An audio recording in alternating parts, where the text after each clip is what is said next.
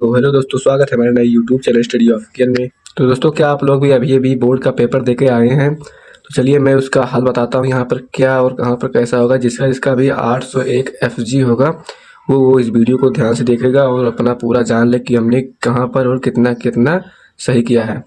तो यहाँ पर पहले हमारा पहला क्वेश्चन है कि जो यहाँ से है कि उपन्यास सम्राट कहा जाता है, यानी कि उपन्यास का सम्राट किसे कहा जाता है।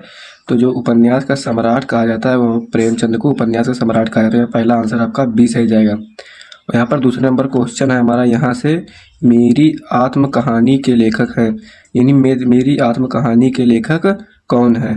तो जो मेरी आत्मकहानी के लेखक है वो है श्याम सुंदर Das ji. Option number A सही है दूसरे का। यहाँ से तीसरा नंबर क्वेश्चन है कि एकांकी विधा की रचना है। एकांकी यानी कि एकांकी किस विधा की रचना है। तो एकांकी जो है वो है रेशमी टाई। एकांकी विधा की रचना जो है वो रेशमी टाई है, यानी तीसरे का भी ऑप्शन नंबर ए करेक्ट है।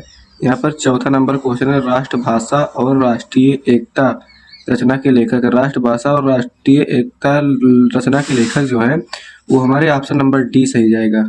Option number D doctor Rajendra Prasad ji हैं। यहाँ पर 5 नंबर क्वेश्चन मिलान करने वाला है, मिलान कीजिए। यहाँ पर मिलान में सबसे पहले चिंतामणि जो होगा वो सीधा रामचंद्र शुक्ल पे आएगा। चिंतामणि रामचंद्र शुक्ल पे आएगा। और बापू के कदमों में, ये डॉक्टर राजेंद्र प्रसाद जी की रचना है। और बिखरे पन्ने जो है वो है पद्मनाल पुन्नालाल बख्शी जी की है। और विज्ञान की भूतिया ये है जयशंकर प्रसाद जी की। यानी कि पहले का चौथा, नहीं सॉरी, पहले का तीसरा, दूसरे का चौथा, पहले का तीसरा। यहाँ पर देखिए पहला दिया, यहाँ पर पहला और दूसरे का तीसरा। तो यानी यहाँ पर पहले का तीसरा इसमें है और इसमें है, और दूसरे का चौथा, यहाँ पर दूसरे का चौथा ये इसमें मिल रहा है, इसलिए हमारा यहाँ पर ऑप्शन नंबर डी बिल्कुल सही हो जाएगा। हमारा यहाँ पर 6 नंबर प्रश्न है, यशोधरा काव्य के रचयिता, यशोधरा काव्य के रचयिता कौन है यहाँ पर। तो यहाँ पर यशोधरा काव्य के रचयिता जो है वो है मैथिली शरण गुप्त जी। ऑप्शन नंबर भी हमारा बिल्कुल सही जाएगा, मैथिली शरण गुप्त जी। 7 नंबर क्वेश्चन है, सूरदास की रचना है। सूरदास की रचना इसमें से कौन सी है। तो हमारी जो सूरदास की रचना पंचवटी जो है ये सतसई बिहारी लाल सतसई की है। पंचवटी ये है मैथिली शरण गुप्त जी की है। दोहा वाली तुलसीदास जी की, यानी कि साहित्य लहरी जो होगी वो हमारी करेक्ट आंसर होगी। साहित्य लहरी जो है वही सूरदास जी की रचना है। यहाँ पर 8 नंबर क्वेश्चन है, रीति काल में दोहा छंद में गागर में सागर की उत्ति को चरितार्थ करने वाले कवि कौन है। तो वो करने वाले कवि जो है वो है बिहारी लाल।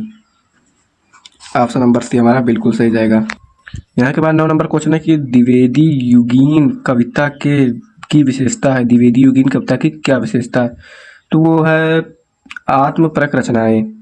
नहीं, ये गलत होगा, आत्मपरक रचनाएं यहाँ पर नहीं होगा। यहाँ पर सही आंसर होगा राष्ट्रीयता की भावना का विकास होगा। ऑप्शन नंबर बी हमारा बिल्कुल करेक्ट होगा। यहाँ पर 10 नंबर क्वेश्चन, यहाँ पर देखिए, नई कविता के आरंभ का समय माना जाता है। नई कविता का आरंभ किस समय से हुआ था। तो वो हुआ था हमारा, इसका भी ऑप्शन नंबर डी बिल्कुल सही होगा, 1951 ईस्वी से।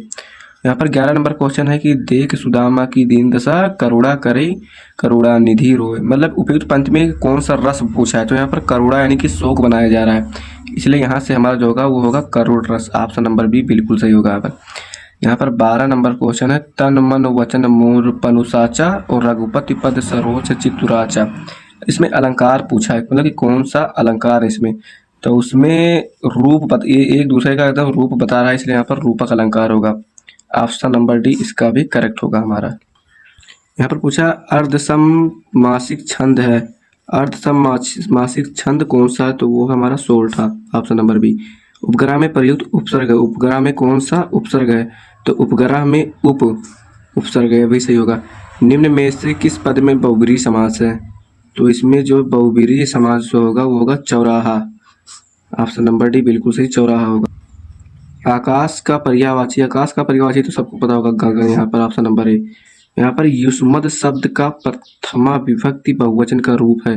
तो युष्मद शब्द का जो प्रथमा विभक्ति होगा वो होगा यूयम। ऑप्शन नंबर सी बिल्कुल सही होगा। अरे वाह कितना मोहक दृश्य है। उपयुक्त में वाक्य किस प्रकार का वाक्य है। तो ये हमारा है ऑप्शन नंबर बी जो होगा वो बिल्कुल सही होगा, विस्मयाबोधक वाक्य होगा। यहाँ पर क्वेश्चन नंबर 19 है कि मंजरी मधुर गीत गाती है। उपयुक्त वाक्य में वाच्य मतलब कौन सा वाच्य है, तो यहाँ पर जो होगा यहाँ पर कृतवाच्य होगा। ऑप्शन नंबर ए हमारा सही जाएगा। यहाँ पर है संख्यावाची विशेषण कितने प्रकार के होते हैं, तो संख्यावाची विशेषण जो होते हैं वो 3 प्रकार के पूरे होते हैं।